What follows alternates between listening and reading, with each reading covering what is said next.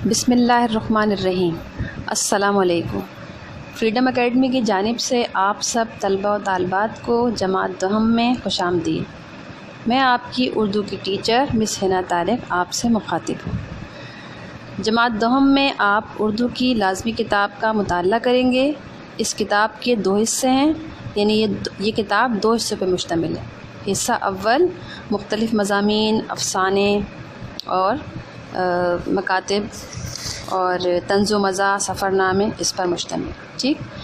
اور حصہ دوم منظومات اور غزلیات پر مشتمل ہے۔ کتاب کا پہلا سبق اخلاق نبوی صلی اللہ علیہ وآلہ وسلم ہے، جس کا آج ہم مطالعہ کریں گے۔ اخلاق نبوی صلی اللہ علیہ وآلہ وسلم کے مصنف مولانا شبلی نعمانی ہیں، اور یہ سبق آپ کی اہم ترین تصانیف میں سے ایک ہے، ٹھیک ہے۔ تو یہ سبق اخلاق نبوی جو ہے وہ آپ کی سب سے اہم تصنیف سیرت النبی سے ماخوذ ہے، یعنی آپ نے سیرت النبی پہ ایک کتاب لکھی تھی، اس کا نام سیرت النبی صلی اللہ علیہ وسلم ہے اس کتاب کا، اور اس کتاب سے یہ سبق لیا گیا ہے، ٹھیک ہے۔ ماخوذ کا مطلب یہ ہوتا ہے کہ سیرت النبی ایک کتاب تھی، اس سے یہ سبق لیا گیا ہے۔ اچھا، سبق کا جب مطالعہ کریں گے تو اس سے قبل ہم سبق کے مصنف کا تعارف حاصل کرنا بہت ضروری ہے، ٹھیک ہے۔ مطلب جو چیپٹر یہ اخلاق نبوی مولانا شبلی نعمانی نے جو لکھا ہے، تو ان کے بارے میں ہمیں کچھ معلومات ہونی چاہیے، ٹھیک۔ تو آپ یہ سوچیں گے کہ مصنف کا تعارف کیوں حاصل کرنا ضروری ہے، ٹھیک ہے نا۔ آپ کے ذہن میں یقیناً یہ سوال آئے گا کہ ہم چیپٹر پڑھ رہے ہیں، اس سے پہلے ہم چیپٹر ریڈ کرتے تھے یا چیپٹر ہم پڑھتے تھے اردو کے، تو اس سے پہلے تو ہم مصنف کا تعارف حاصل نہیں کرتے تھے، تو اب ہم مصنف کا تعارف حاصل کیوں کریں گے؟ تو اس کا جواب یہ ہے کہ مصنف کا تعارف ہم اس لیے حاصل کریں گے کہ ہمارے اردو کے امتحانی پرچے میں ایک سوال آتا ہے جس میں تعارف مصنف یا تعارف شاعر، ٹھیک ہے، تو اس کے بارے میں ہمیں تقریباً 1 پیراگراف لکھنا ہوتا ہے۔ تو اس لیے ہم اس اردو کی درسی کتاب میں جتنے بھی مصنفین کے اسباق کا مطالعہ کریں گے، جتنے بھی شعراء کا کلام ہم پڑھیں گے، جتنی بھی غزلیات ہم پڑھیں گے، تو ان کے تمام شعراء اور اسباق کے جتنے بھی مصنفین ہیں، ٹھیک ہے، تو ان کا تعارف ہمیں پتہ ہونا چاہیے کہ ان کی زندگی کے بارے میں اور انہوں نے کیا کیا کارنامے انجام دیے، ان کے بارے میں، ان کے کلام شعراء ہیں تو ان کے کلام کی کیا خاصیت تھی، ٹھیک ہے۔ تو ہمیں یہ سب پتہ ہونا چاہیے، اس لیے کہ ایگزام میں کوشچن آتا ہے، اس کا آنسر ہمیں دینا ہوگا، تعارف مصنف کے بارے میں بتائیے یا تعارف شاعر کے بارے میں بتائیے کچھ، ٹھیک ہے نا۔ تو اس لیے ہم سبق کے مصنف کے بارے میں ہمیں پہلے سے پتہ ہونا ضروری ہے، ٹھیک ہے۔ تو یہ سبق ہے اخلاق نبوی، تو اس کے مصنف ہے مولانا شبلی نعمانی، ٹھیک۔ تو سب سے پہلے ہم مولانا شبلی نعمانی کا تعارف حاصل کرتے ہیں۔ مولانا شبلی نعمانی 1857 میں اعظم گڑھ ہندوستان میں پیدا ہوئے، ٹھیک۔ 1857 میں اعظم گڑھ، یہ ہندوستان کا ایک ضلع ہے، وہاں پیدا ہوئے آپ کے والد کا نام حبیب اللہ تھا، جو کہ اعظم گڑھ میں ایک وکیل تھے۔ شبلی نے اپنی ابتدائی تعلیم اعظم گڑھ سے ہی حاصل کی، پھر اس کے بعد آپ علی گڑھ چلے گئے، ٹھیک ہے۔ علی گڑھ میں آپ کی ملاقات سر سید احمد خان سے ہوئی۔ سر سید احمد خان نے آپ کی قابلیت کو دیکھا، آپ کو مطلب آپ کی لیاقت اور قابلیت سے وہ متاثر ہوئے، تو سر سید نے علی گڑھ میں آپ کو، علی گڑھ کا جو کالج تھا وہاں آپ کو عربی کا ایک استاد مقرر کیا۔ یہیں سے آپ کی تصنیفی زندگی کا آغاز ہوا۔ پھر اس کے بعد آپ نے مصر، ترکی، روم اور شام کے سفر کیے، اور وہاں کی لائبریریز یعنی کتب خانوں سے استفادہ حاصل کیا، اس سے فائدہ حاصل کیا، وہاں کی کتابیں آپ نے پڑھیں۔ تو ترکی کے سلطان نے آپ کو تمغہ مجیدی عطا کیا، ٹھیک۔ تو پھر شبلی نعمانی کی تحریر کے بارے میں کچھ پتہ ہونا چاہیے ہمیں کہ شبلی نعمانی کی تحریر کی کیا کیا خاص بات تھی۔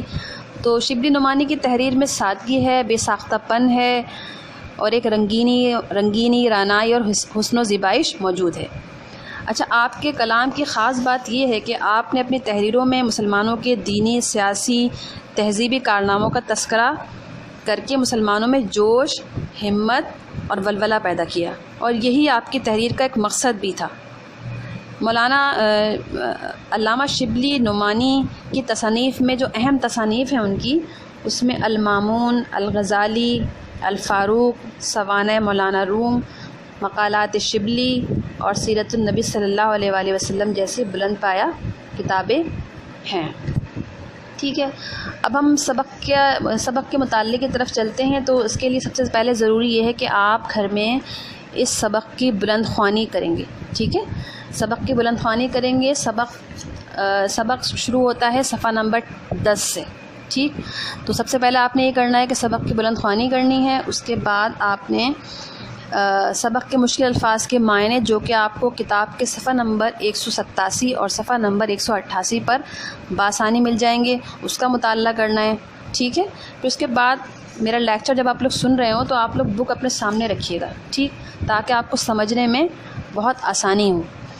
تو سبق کا مطالعہ آپ کریں گے۔ میں سبق کا مختصراً خلاصہ آپ کو یہاں بیان کروں گی کہ سبق میں مولانا علامہ شبلی نعمانی نے کس چیز کا تذکرہ کیا ہے۔ اچھا، یہ سبق مولانا شبلی نعمانی کی تصنیف سیرت النبی سے ماخوذ ہے، جس میں مولانا شبلی نعمانی نے رحمۃ للعالمین حضرت محمد صلی اللہ علیہ وسلم کے اخلاق حسنہ بیان کیے ہیں۔ گھر کے اندر اور باہر، عائلی اور سماجی زندگی اور گفتگو میں آپ صلی اللہ علیہ وسلم کا مزاج کیسا تھا۔ آپ صلی اللہ علیہ وسلم نہ کسی کو برا کہتے، نہ کسی کی عیب جوئی کرتے، نہ کسی سے انتقام لیتے۔ گھر میں ہنستے مسکراتے رہتے، ٹھہر ٹھہر کر بات کرتے، نرم خو تھے، مہربان تھے، مطلب کی بات کرتے، کسی کی ٹو میں نہیں رہتے، فیاض اور راست گو تھے، کسی کھانے کو برا نہیں کہتے، سلام میں پہل کرتے تھے۔ اچھا، اس سبق کی ابتدا میں جب ہم دیکھتے ہیں تو حضرت خدیجہ رضی اللہ تعالیٰ عنہ کا تذکرہ کیا ہے۔ وہ تذکرہ کس طرح کیا ہے؟ مصنف نے یہ بتایا ہے کہ حضرت خدیجہ الکبریٰ رضی اللہ تعالیٰ عنہ آپ صلی اللہ علیہ وآلہ وسلم کی زوجیت میں 25 برس رہیں۔ ایک بار آپ صلی اللہ علیہ وسلم کو تسلی دیتے ہوئے فرماتی ہیں کہ آپ صلی اللہ علیہ وسلم صلہ رحمی کرتے، مقروضوں کا بوجھ اٹھاتے ہیں، غریبوں اور مصیبت زدہ لوگوں کی مدد کرتے ہیں۔ حضرت عائشہ رضی اللہ تعالیٰ عنہا نے بھی آپ صلی اللہ علیہ وسلم کے اوصاف تفصیل سے بیان کیے ہیں۔ وہ فرماتی ہیں کہ آپ صلی اللہ علیہ وسلم کسی کو برا بھلا نہ کہتے، برائی کے بدلے برائی نہ کرتے بلکہ معاف فرما دیتے۔ آپ صلی اللہ علیہ وسلم اپنے ذاتی معاملات میں کبھی انتقام نہ لیتے، کسی پر ہاتھ نہ اٹھاتے، کسی کی درخواست رد نہ کرتے۔ آپ صلی اللہ علیہ وسلم ہنستے مسکراتے گھر میں داخل ہوتے، پاؤں پھیلا کر نہیں بیٹھتے اور ٹھہر ٹھہر کر گفتگو فرماتے تھے۔ یہ جو میں نے آپ کو خلاصہ بیان کیا ہے، یہ سبق کے پہلے اور دوسرے پیراگراف میں آپ کو ملے گا، ٹھیک ہے۔ تھرڈ پیراگراف کی طرف جب ہم چلتے ہیں تو اس میں حضرت علی کا تذکرہ، حضرت علی رضی اللہ تعالیٰ عنہ کا تذکرہ فرمایا گیا ہے۔ آپ فرماتے ہیں کہ آپ صلی اللہ علیہ وسلم خوش مزاج، نرم خو اور مہربان تھے، کوئی بری بات نہیں کرتے، کسی کی عیب جوئی نہیں کرتے اور نہ کسی کی ٹو میں رہتے، بلا مقصد بات نہ کرتے، جب تک دوسرا بات ختم نہ کرتا آپ صلی اللہ علیہ وآلہ وسلم خاموشی سے سنتے رہتے، اپنی تعریف سننا پسند نہ کرتے، فیاض اور سچے تھے، ٹھیک۔ یہ ہمارا تھرڈ پیرا تک کمپلیٹ ہو جائے گا۔ اس کے بعد آگے ہند بن ابی حالہ رضی اللہ تعالیٰ عنہ کے بارے میں بیان کیا گیا ہے۔ آپ ہند بن ابی حالہ رضی اللہ تعالیٰ عنہ کا بیان ہے کہ آپ صلی اللہ علیہ وسلم نرم خو تھے، کسی کی توہین نہ کرتے، چھوٹی چھوٹی باتوں کا شکریہ ادا کرتے، کھانے کو برا نہ کہتے، جو کھانا ملتا کھا لیتے۔ آپ صلی اللہ علیہ وسلم وقار اور متانت سے گفتگو فرماتے، سلام اور مصافحہ کرنے میں پہل کرتے تھے، ٹھیک ہے۔ یعنی کہ سلام کرنے والا چاہے چھوٹا بچہ بھی ہو تو آپ صلی اللہ علیہ وسلم سلام میں پہل کر دیتے تھے۔ یہ نہیں سوچتے تھے کہ بھائی میں پہلے سلام کیوں کروں۔ ہمارے یہاں یہ ہوتا ہے نا کہ ہم یہ سوچ رہے ہوتے ہیں کہ جی ہم کیوں کریں، پہلے سلام انہوں نے نہیں کیا، تو سلام میں پہل کرنی چاہیے، ہمارے نبی کی سنت ہے یہ، ٹھیک ہے نا۔ اور آپ صلی اللہ علیہ وسلم کا چہرہ ہنستا تھا، وقار و متانت سے گفتگو کرتے، کسی کی خاطر شکنی نہیں کرتے، یعنی کسی کا دل نہیں دکھاتے تھے آپ صلی اللہ علیہ وسلم، ٹھیک ہے نا۔ تو یہاں تک امید ہے آپ لوگ کو سمجھ آ گیا ہوگا۔ آگے چلتے ہیں، آگے نیکسٹ پیرا میں سعد بن عبادہ رضی اللہ تعالیٰ عنہ کا تذکرہ کیا گیا ہے، ٹھیک ہے۔ سعد بن عبادہ رضی اللہ تعالیٰ عنہ کے بیٹے قیس آپ صلی اللہ علیہ وسلم کے ہم رکاب تھے۔ آپ صلی اللہ علیہ وسلم نے انہیں اونٹ پر بیٹھنے کو کہا، وہ بے ادبی کے لحاظ سے نہ بیٹھے تو آپ صلی اللہ علیہ وسلم نے انہیں گھر واپس جانے کو کہا۔